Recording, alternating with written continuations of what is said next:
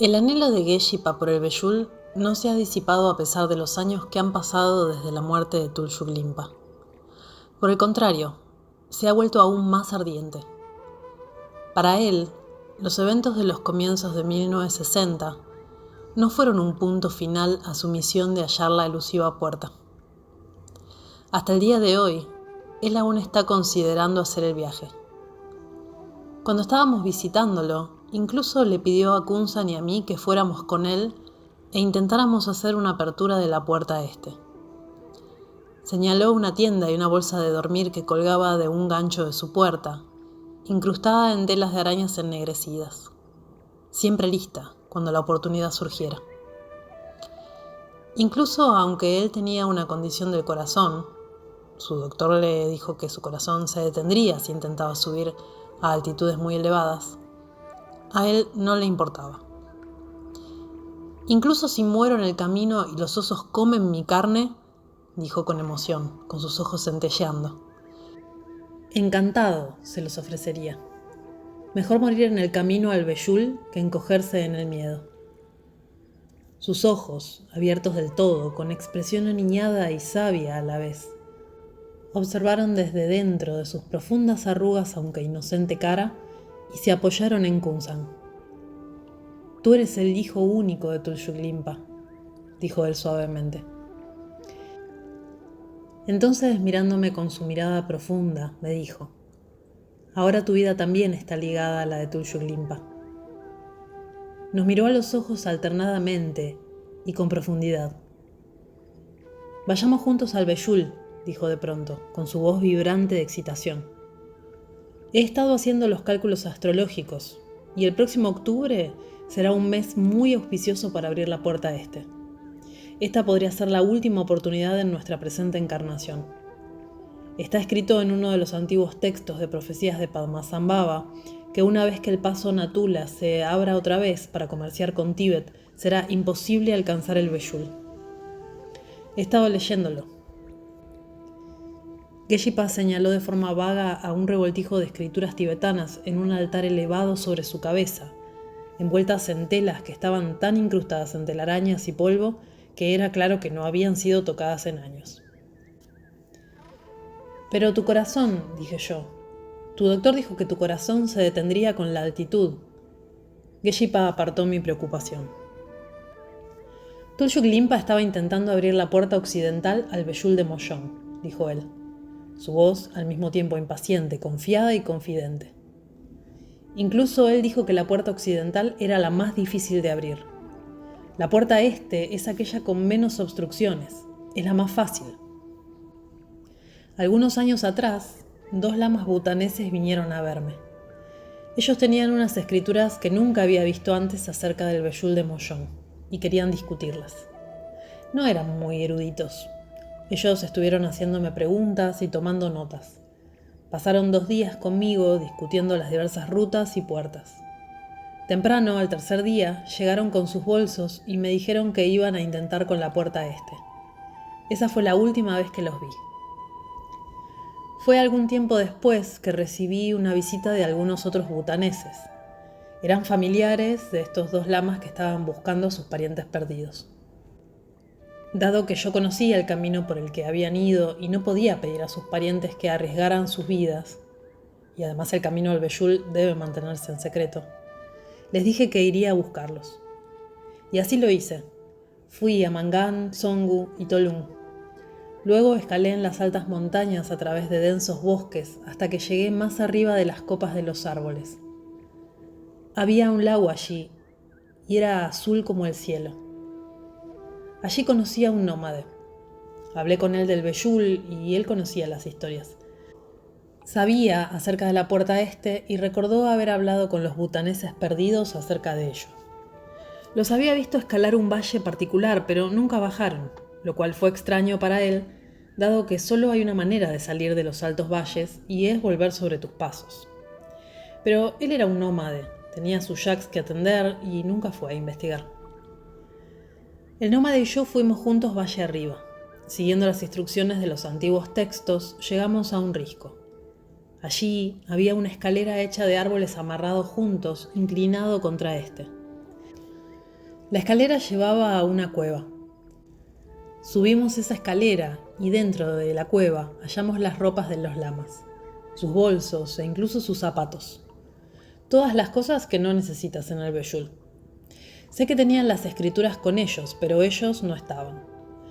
Habían hecho un fuego y con la punta ennegrecida de un palo habían escrito el nombre de Tulshuk Limpa en el muro de atrás de la cueva. El nómade regresó con sus animales y yo me quedé en la cueva. Como había estudiado las escrituras, sabía exactamente dónde estaba la puerta, y estaba justo por encima de la cueva. Al día siguiente escalé aún más lejos y llegué a la puerta, pero tuve miedo.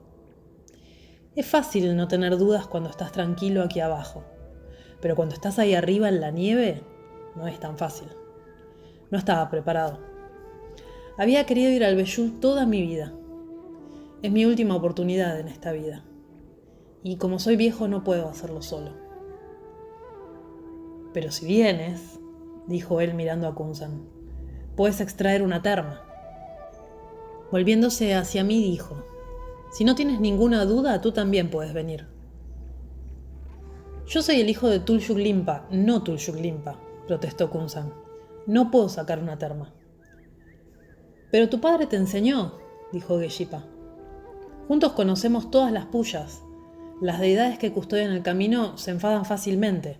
Por eso es que tendremos que hacer un montón de pullas, para que estén felices. Juntos, contigo, seguramente el camino se abrirá. En octubre el tiempo va a ser el indicado. Luego de eso ya no será posible. El tiempo se acaba. Kunzan me guiñó el ojo. Esto no es para tomarlo a la ligera, dijo en tono confidente. Geshipa es un gran maestro de predicciones. Cuando dice que es un momento auspicioso, realmente es un momento auspicioso. Mi padre siempre hacía que Geshipa adivinara las fechas para las cosas. Él siempre dijo que una vez que estuviéramos en la tierra oculta, Geshipa sería el pronosticador oficial.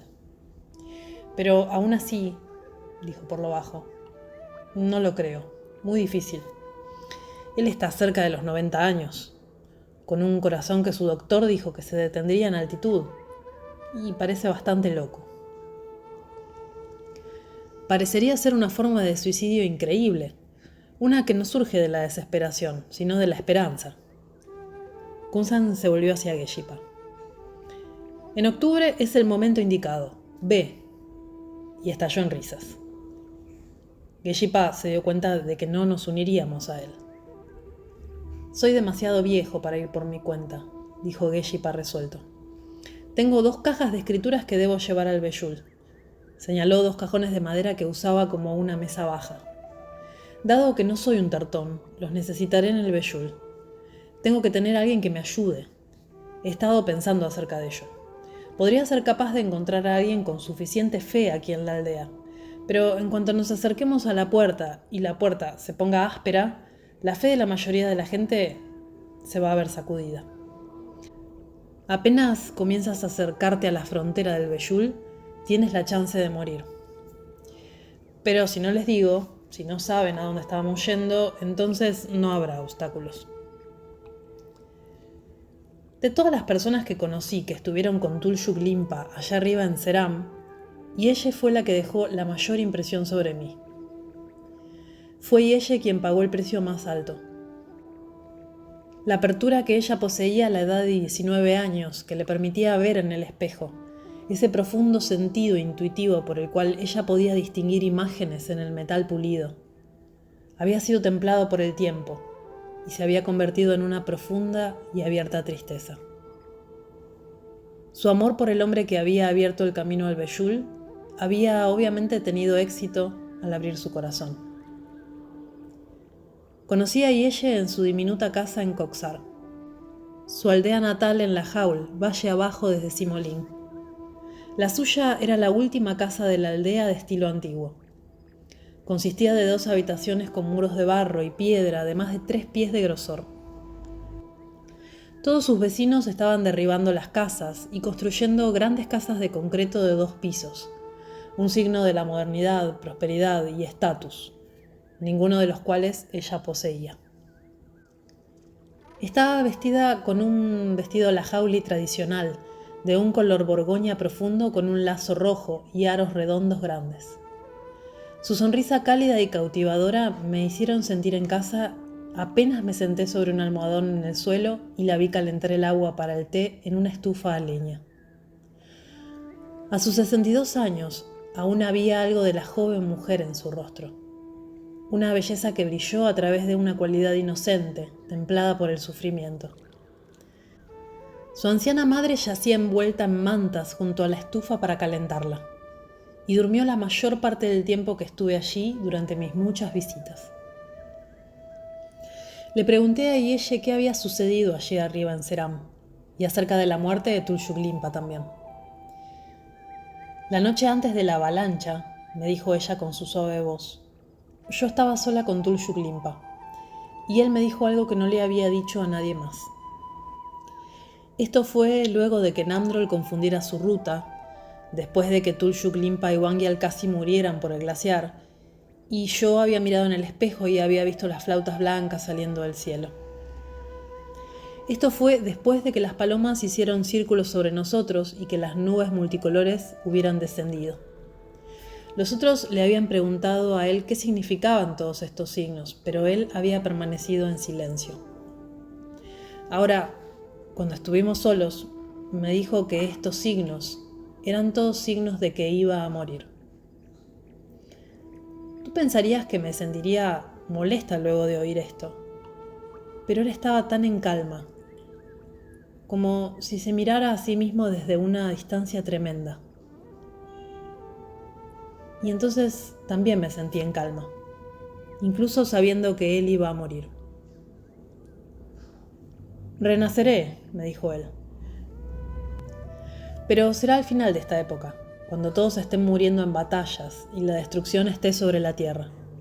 Será en el momento de la muerte de la humanidad. Fue a la siguiente mañana que partimos para el Beyul. ¿No tenías miedo de seguirlo en esa ladera pedregosa y nevada?, le pregunté. Especialmente luego de que él predijera su propia muerte.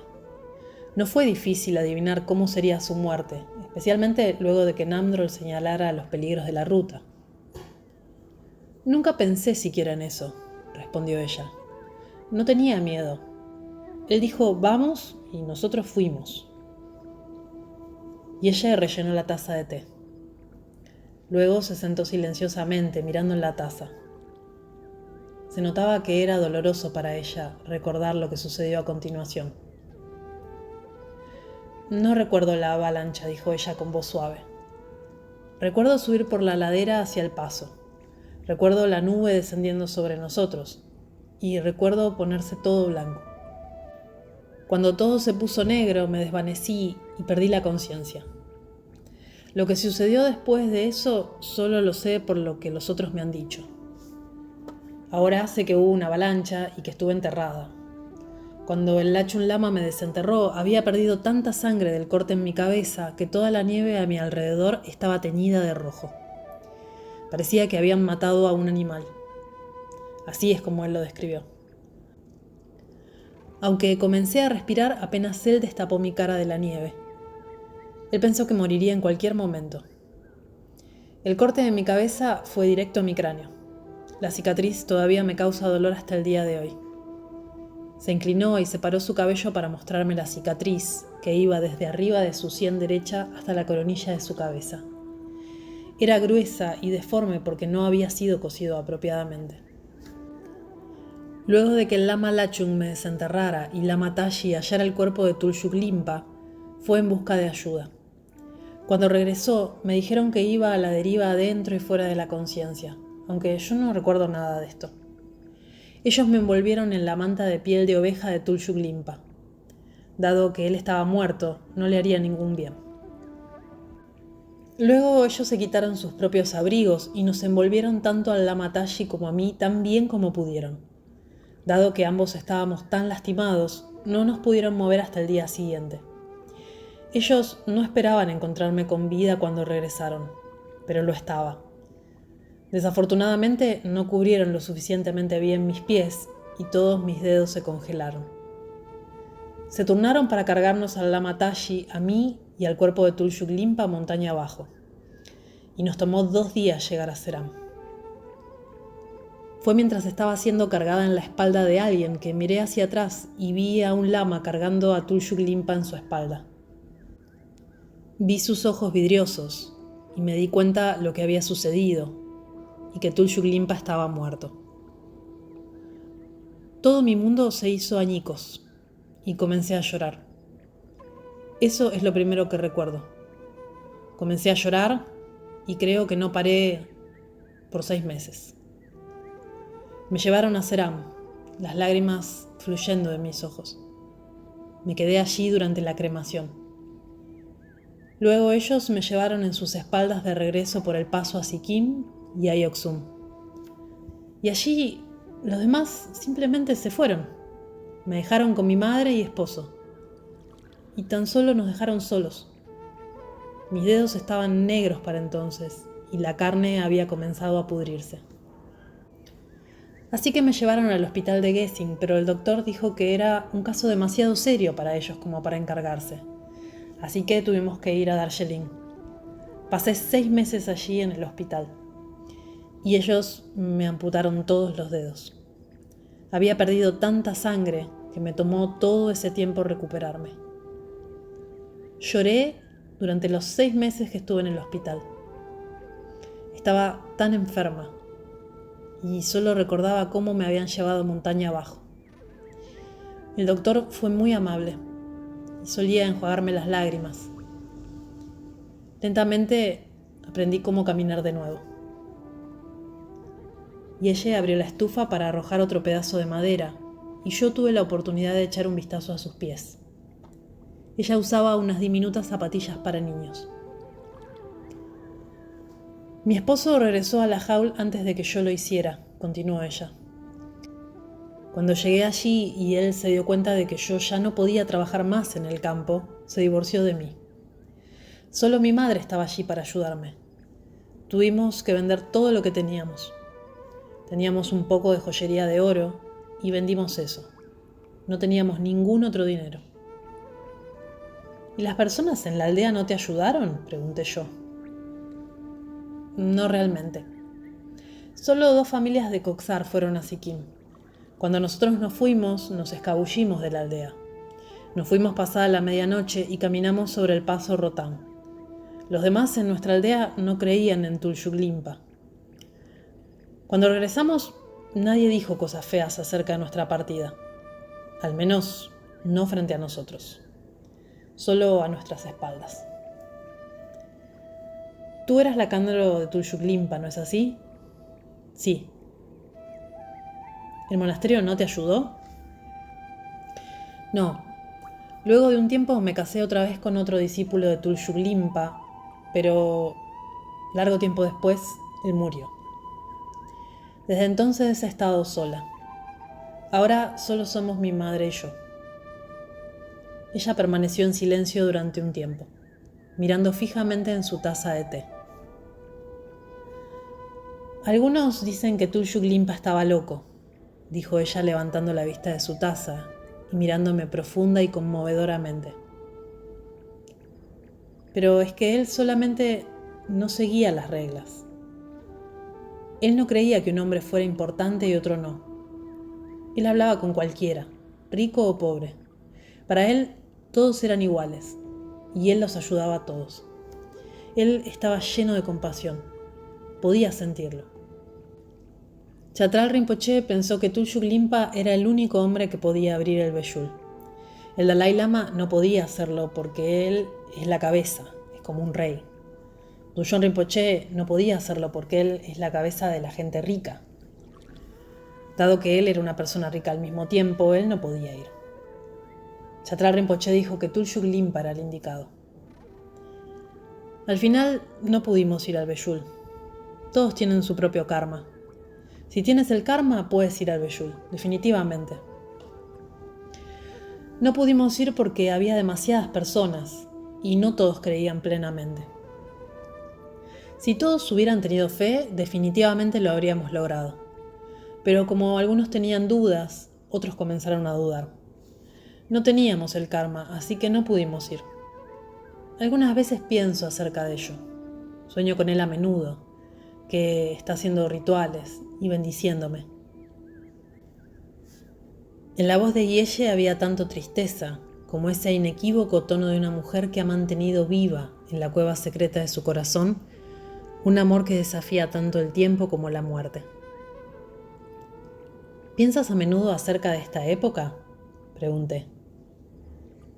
Sí, pero fue tanto tiempo atrás. ¿Qué bien hace pensar acerca de ello? Ella se secó una lágrima de su ojo, pensando seguramente en todo el dolor que ha soportado desde ese fatídico día en la montaña. Esa lágrima fue seguida por otra, y luego otra, y luego comenzó a sollozar. A veces pienso que debería haber muerto en esa avalancha con Tuljuglimpa. Me pregunto por qué he estado viviendo desde entonces.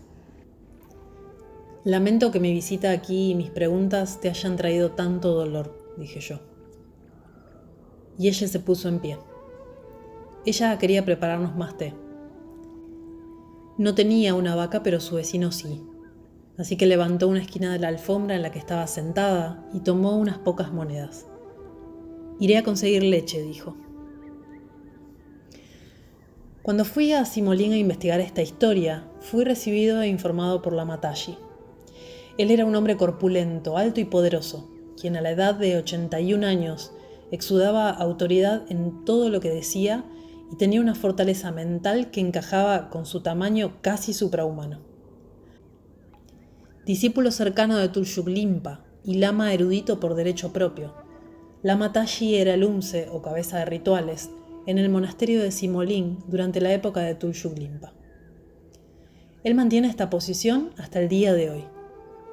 He conocido a otros que eran cercanos a Tuljuglimpa, otros que han estudiado las antiguas escrituras concernientes al Beyul, pero ellos solo rascaban la superficie de su experiencia cuando hablaban de tales asuntos y prometían secrecidad con respecto a lo profundo. Ninguno habló con el peso, el control y la certeza de Lama Tashi. Tuljuglimpa lo había elegido para abrir el camino a través de la nieve profunda en ese fatídico día, y yo entendí por qué. Su fe era tan sólida como un antiguo árbol, y su entendimiento bien fundado. Habían pasado más de 40 años desde ese nefasto día cuando se abrió un tajo en la cabeza, se quebró un brazo y 3 costillas en la blanca marea de nieve. Pero su gran estructura de hueso estaba envuelta en una musculatura similar a la de un atleta. Sus altos pómulos y cejas prominentes me hicieron sentir como si estuviera en presencia de un anciano de los indios americanos. En el curso de las 2 extensas visitas que hice al monasterio de Simolín, Lama Tashi y yo pasamos horas sentados en el patio del monasterio envueltos en chaquetas para mantener lejos el helado viento de verano que soplaba desde los altos picos circundantes. Cuando sucedía que nos enfriábamos demasiado, nos movíamos a la cocina del monasterio y bebíamos grandes tazas de té tibetano de manteca y sal.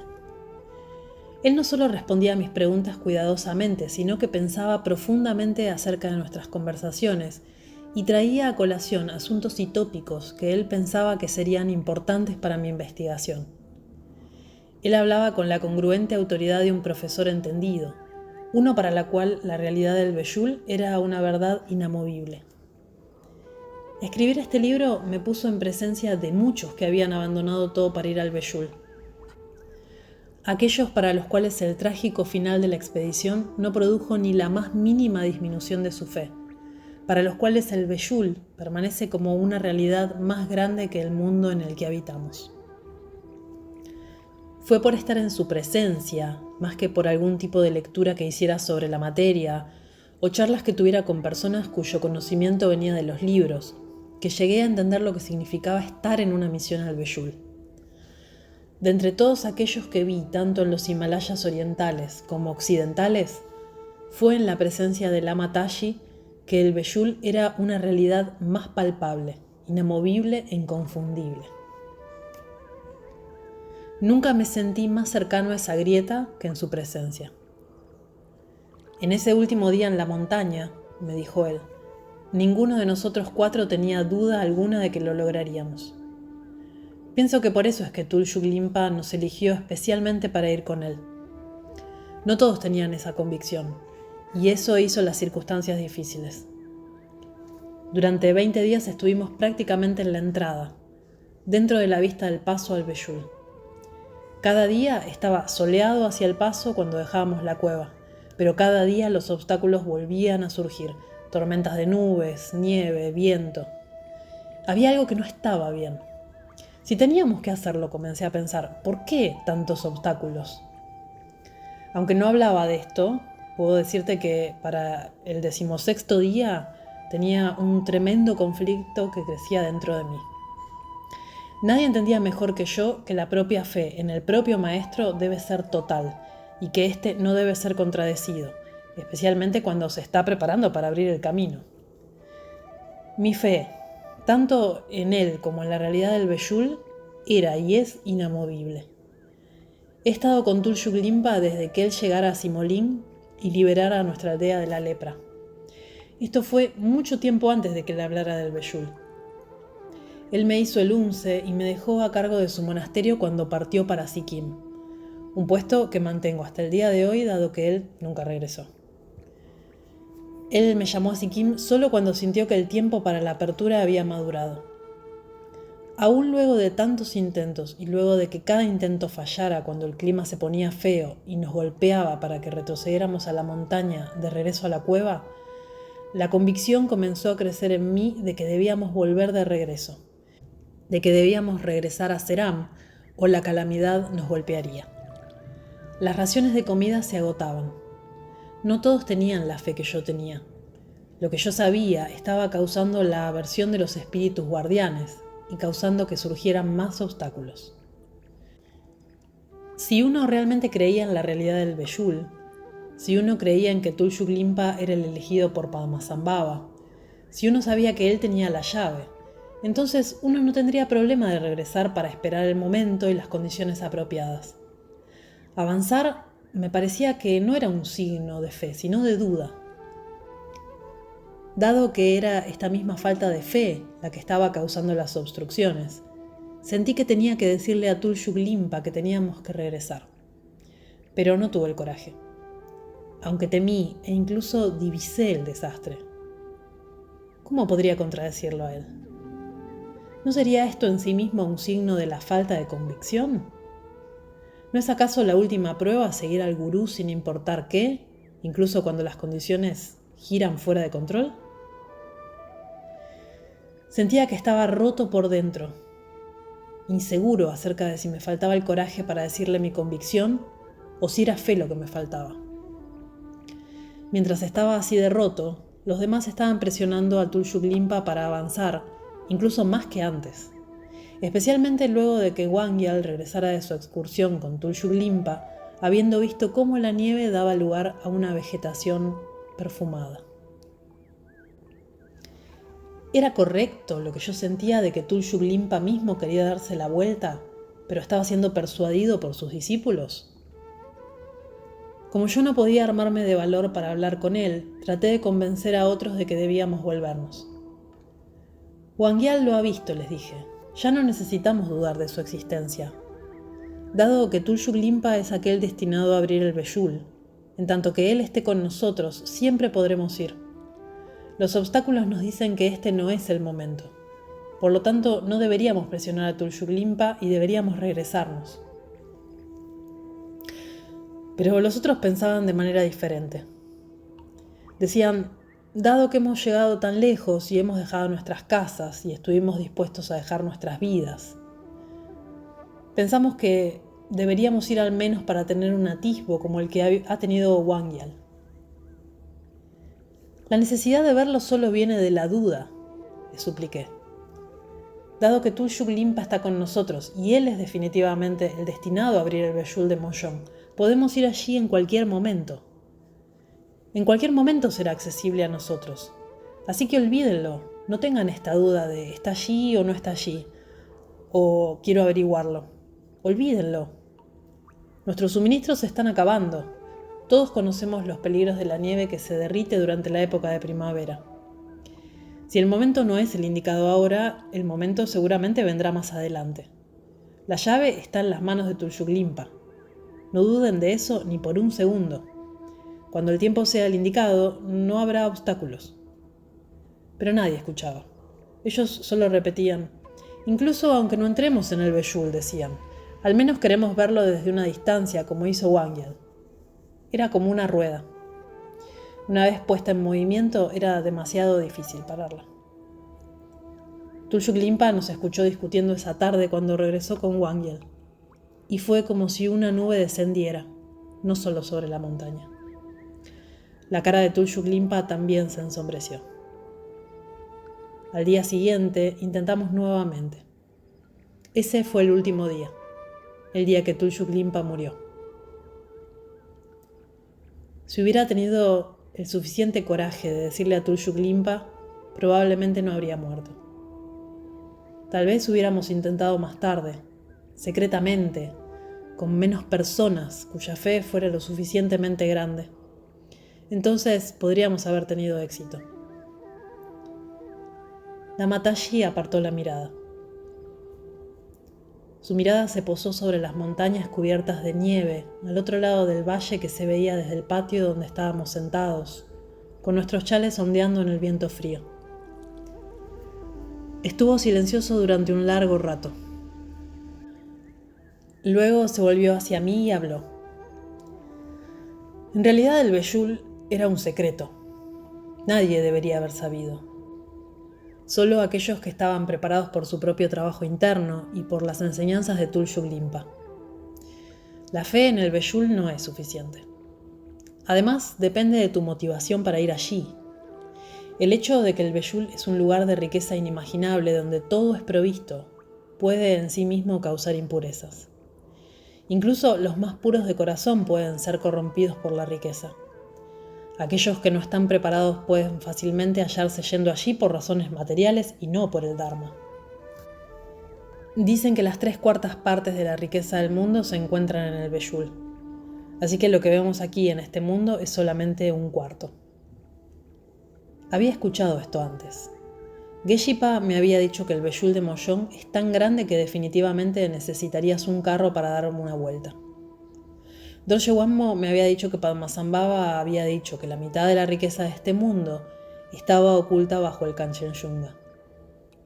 Kunsan me había dicho que de Mollón, el cual era la tierra interna secreta dentro de Sikkim, era 3 veces más grande que el Sikkim externo, el Valle del Arroz. ¿No son las declaraciones de los físicos modernos ecos de una idea similar? Los físicos pueden contabilizar una fracción de la materia que sus teorías y mediciones les dicen que existe en el universo. Al resto lo apodan materia oscura, porque no pueden verlo, saborearlo, pesarlo o medirlo de manera alguna. Aunque saben que existe, no puede ser medido como medimos las cosas en este mundo. Aunque ellos solo pueden inferir su existencia, saben que existe, de igual manera que los discípulos de Tulshuk Limpa saben de la existencia del Bejul. Igual que con el Bejul, nadie lo ha visto. Nadie ha estado allí. Los físicos van incluso más lejos aún que los buscadores del Bejul. Ellos dicen que el mundo visible de electrones, protones, neutrones, quarks y todas las partículas subatómicas, fuerzas electromagnéticas y todo lo que existe en las 3 dimensiones, incluyéndote a ti y a mí, toda la materia sujeta a la fuerza de la gravedad, lo que Kunsan llamaría el Sikkim externo, hace solo al 2% del universo. La Mataji era inflexible acerca del por qué el Bejul existe y del propósito de Padmasambhava al esconderlo. El Bejul no es un lugar simplemente para sentarse y disfrutar solo porque todas las necesidades de uno están cubiertas, me dijo él. No es como si al entrar al Bejul de repente te vuelves millonario y vives una vida de placeres mundanos. Padmasambhava ocultó el Bejul en el siglo VIII como un lugar libre de preocupaciones para que aquellos que entraban pudieran practicar sin interrupciones. La práctica tiene un fin: desarrollar la compasión por otros. Aquí no tenemos tiempo para practicar. Es extremadamente difícil desarrollar la compasión. El mundo entero conspira para el recrudecimiento del ego e impulsa siempre a ponerte primero. ¿Cuán raro es para alguien desarrollarse hasta el punto de poner a los otros primero? Ahora los tiempos son difíciles. Donde sea que miramos vemos guerra. Todo trae distracción y destrucción. Padmasambhava previó estos tiempos oscuros. La búsqueda del Beyul solo es importante al final de los tiempos, cuando el mundo esté llegando a su fin. Es por eso que tenemos el linaje de los limpas, aquellos destinados a hallar las termas concernientes al Beyul.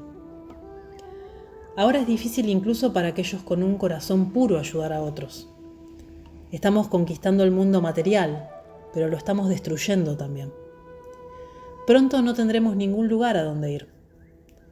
Están construyendo un túnel de 11 kilómetros a través de las montañas que conectará Lahaul directamente con el exuberante valle de Kulu. 12 meses al año podrás manejar a Simolín. La apertura del túnel estará justo allí, al otro lado del valle. Podremos ir y venir cuando queramos. Desde que las personas han venido a este valle, hemos estado con nieve durante medio año al menos. Ahora ellos mejorarán nuestra situación. ¿Pero qué nos traerá a nosotros realmente?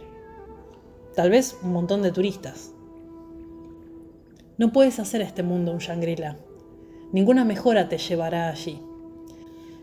Para alcanzar ese estado de felicidad, debes dejar ir este mundo, 100%.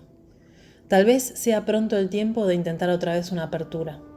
Está escrito en los libros antiguos que cuando el Dharma comience a perderse, cuando no haya lugar a donde ir, la gran puerta del lugar secreto se abrirá.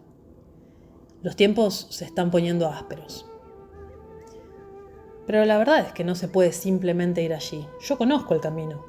Pasé 20 días en la base de la ladera que va al paso que abre al Beyul. Podría llevarte allí. Pero ¿para qué? No puedo hacerlo solo.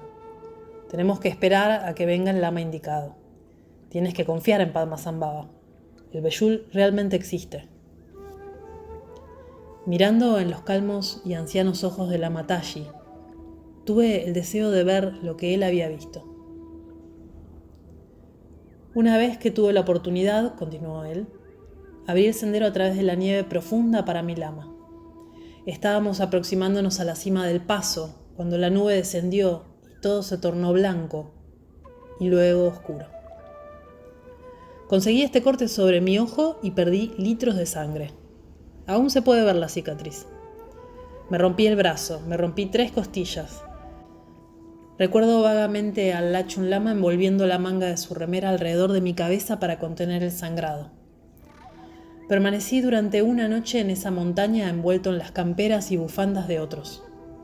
A un lado tenía a Tulshuk Limpa muerto, y a Yeshe en el otro. Ella no se movió en toda la noche. Pensé que también estaba muerta. Entrando y saliendo de la conciencia, algunas veces pensé que yo mismo estaba muerto. Mirando fijo ese cielo de montaña brillante, iluminado por una miríada de estrellas, con el cuerpo dolorido y entumecido con el frío. Todavía no comprendo lo que sucedió. No recuerdo ni la avalancha ni ser desenterrado de debajo de la nieve. Solo me pregunté por qué estábamos yaciendo allí solos. Él muerto y nosotros medio vivos en una ladera pedregosa de nieve y frío, cuando la joven mujer que yo pensaba que estaba muerta junto a mí había tenido una visión esa misma mañana de un valle verde en el espejo. En la mañana vi a los otros subiendo por la ladera a rescatarme. Apenas podía moverme, pero sacudí mi brazo sano. «Por aquí», lo llamé. «No estoy muerto». Nos tomó 2 días llegar a Seram. En la tradición tibetana no es bueno llorar la muerte de un alto lama, pero la gente no pudo evitarlo. Dado que era el umsa del monasterio de Tulshuk Limpa, habría sido mi trabajo realizar las ceremonias funerarias. Pero todo lo que pude hacer fue ponerme en pie, ofrecerle una kata a mi lama muerto y postrarme una vez antes de colapsar otra vez. No había médicos en Seram, aunque había un lama de Bután que sabía acomodar los huesos. Hizo un soporte de pedazos de madera y los ató a mi brazo con tela. Cuando la ceremonia funeraria terminó, la mayoría de las personas simplemente se fueron. Me quedé con la familia de Tulshuk Limpa durante un mes tratando de sanar lo suficiente como para poder viajar. Nos tomó 5 días caminar desde Seram a Tajidín y desde allí 2 días más hasta Darjeeling. Fui a ver a Chatral Rinpoche. Él me preguntó qué había sucedido y cuando le conté me dijo que regresara a Simolín para cuidar de mi tierra y hacerme cargo del monasterio. Regresé a Simolín. Me llevó 2 años de cama recuperarme de la avalancha y hacerme cargo del monasterio. El monasterio estaba en un estado de abandono. La estupa estaba derrumbada. Tuve que reconstruirla. Dediqué la segunda mitad de mi vida a mantener tanto el monasterio como la memoria de Tulshuk Limpa. Le pregunté qué había en la personalidad de Tulshuk Limpa que le había llevado a dedicar toda su vida a él, incluso luego de su muerte. Tulshuk Limpa era espontáneo, dijo la Mataji sonriendo al recordar. Él no seguía las reglas. Él podía decir una cosa y luego hacer otra diferente. No creía que una persona fuera de casta alta y otra de casta baja. Si él conocía a una persona de casta alta, él la trataba de igual manera que trataría a cualquier otro hombre. Él hacía lo que quería. Era realmente un hombre libre. El hombre más libre que alguna vez he conocido. Él no escuchaba lo que alguien más tuviera que decir. En el budismo todos son iguales. Los budistas son muy compasivos. Ayudan a otros. Ese es el ideal. La Mataji apretó su antebrazo para probar su propia fuerza. Ahora tengo más de 80 años, dijo él. Estoy agradecido de mi buena salud. Es muy importante mantener bien este monasterio. Estamos acumulando mérito. Incluso el hecho de que estemos sentados aquí es el fruto que hemos generado. Alguien como Tulshuk Limpa viene solamente una vez en muchas vidas. Tan solo encontrarse con él y estar en su presencia, incluso solo oír acerca de él, realmente necesitas un mérito especial. Él escribió su guía al Beyul, del cual tú tienes una copia. Solo unas pocas personas lo han visto. Ha sido siempre mantenido en secreto. No cualquiera puede escribir semejante trabajo. Necesitas una mente clara como el cielo para entenderlo. Considéralo una bendición que tú tengas este libro. Solo sé cuidadoso. Digamos que le muestras a alguien una fotografía de la huella que Tulshuk Limpa dejó en la piedra de Sikkim. No es que cualquier lama pueda hacer semejante proeza. Ni siquiera el Dalai Lama ha hecho semejante cosa. Si se lo muestras a alguien que no cree en tales cosas y no se lo explicas bien, su reacción será pensar que fue un fraude. Y esto le causará problemas. Le creará obstáculos a esa persona. Es muy difícil ahora ir al Beyul. Tienes que practicar el Dharma y seguir practicando. Pero debería estar en nuestras mentes.